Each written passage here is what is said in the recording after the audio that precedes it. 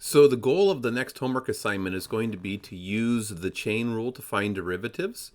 But as in previous homework assignments, we don't want to just show the rule and show the use of the rule. We want to come up with, we want to identify why is the rule the way it is. What's the concept that drives the establishment of the rule? And we are going to do that the same way that we've been doing it, by using the definition of the derivative, by taking that limit as h goes to 0 of the difference quotient.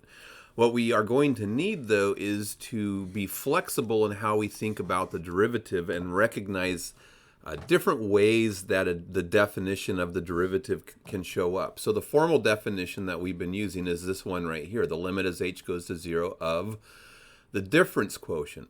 But when we came up with this formulation for derivative, we did it by just taking the slope of a secant line, delta y over delta x, and we let the delta x go to 0 so that we wound up with the slope of a tangent line instead.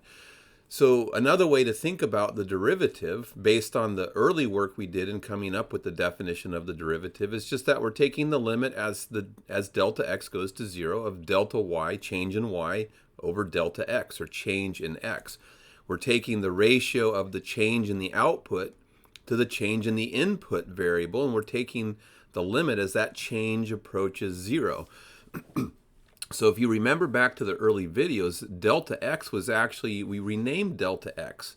We started off with x sub 2 minus x sub 1, and then we named it delta x, and then we called it h.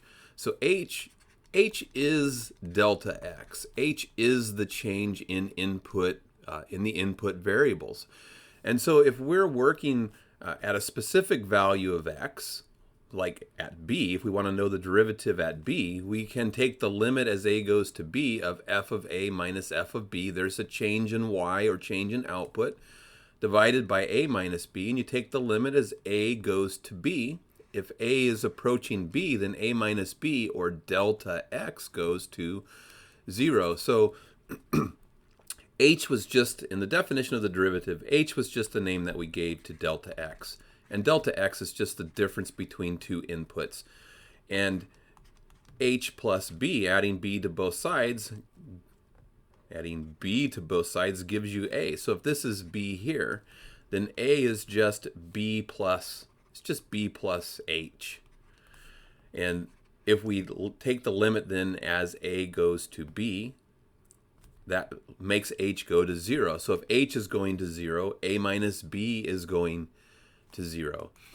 So long story short, this is just another way of defining the derivative. If you want the derivative at a specific value b, take f of a minus f of b divided by a minus b, and take the limit as a goes to b, so that that h term, that denominator, is going to 0.